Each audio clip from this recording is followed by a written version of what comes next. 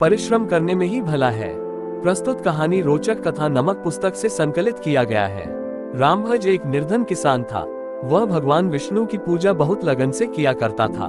उसकी भक्ति से प्रसन्न होकर एक दिन भगवान ने प्रकट होकर कहा, रामभज, तुम्हें जो चाहिए वरदान मांग लो। भगवान विष्णु को अपने सामने देखकर रामभज की समझ में नहीं आया कि वह क्या मांगे। वह चुपचाप वैसे ही हाथ जोड़े बैठा रहा। तब भगवान विष्णु ने मुस्कुराकर पुनः कहा, रामभज, संकोच मत करो, जो चाहिए वह मांगो, पर इतना अवश्य ध्यान रखना कि जो कुछ मैं तुम्हें दूंगा वह तुम्हारे पड़ोसियों को भी बिना मांगे मिल जाएगा।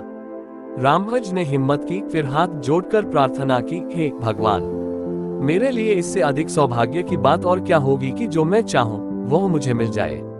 प्रभु, मेरा किसी के साथ लड़ाई झगड़ा नहीं है, न मैं किसी का अहित चाहता हूँ, इसलिए ये तो और भी खुशी की बात है कि जो कुछ मुझे मिले वह मेरे पड़ोसियों को भी प्राप्त हो जाए।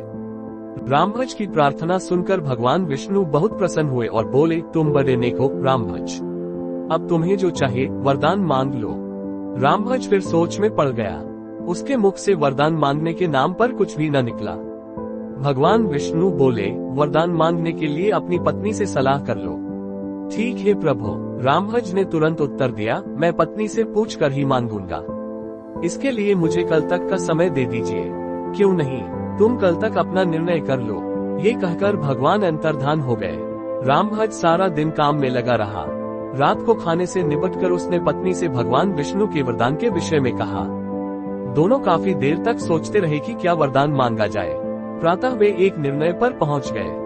उसके बाद रामभज फिर भगवान विष्णु की पूजा पर बैठा। भगवान विष्णु ने प्रकट होकर पूछा, कहो रामभज, क्या निर्णय किया। रामभज कहने लगा, भगवान, मुझ पर अप्रसन्न न होना। मैं एक निर्धन किसान हूँ, बुद्धि भी मुझ में कम ही है, परंतु पत्नी की सलाह से कुछ सोचा है। हाँ हाँ कहो, जो मांगोगे वह तुम्हें मिलेगा, परंतु मेरी बात याद है ना, जो वस्तु तुम्हें मिलेगी वह तुम्हारे पड़ोसियों को भी मिल जाएगी। सब याद है प्रभु। रामभज ने गदगद होकर कहा, आप मुझे ऐसा वरदान दीजिए कि मेरा संदूक रुपयों से भर जाए। मैं उसमें से चाहे जितने रुपये निकालूं, पर वह कभी खाली न हो।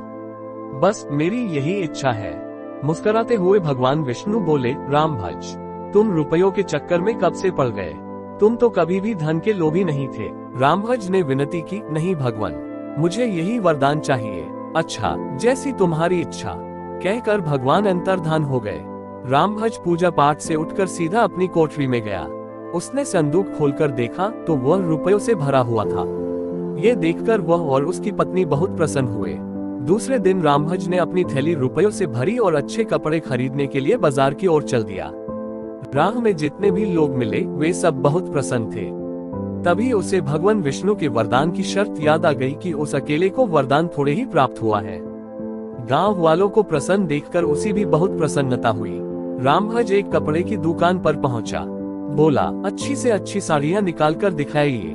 अरे भाई, मेरे यहाँ साड़ियां बहुत महंगी हैं। दुकानदार ने कहा, आप दिखलाइए, मेरे पास रुपयों की कमी नहीं है। ये कहकर रामभज ने दुकानदार को रुपयों की थैली दिखाई।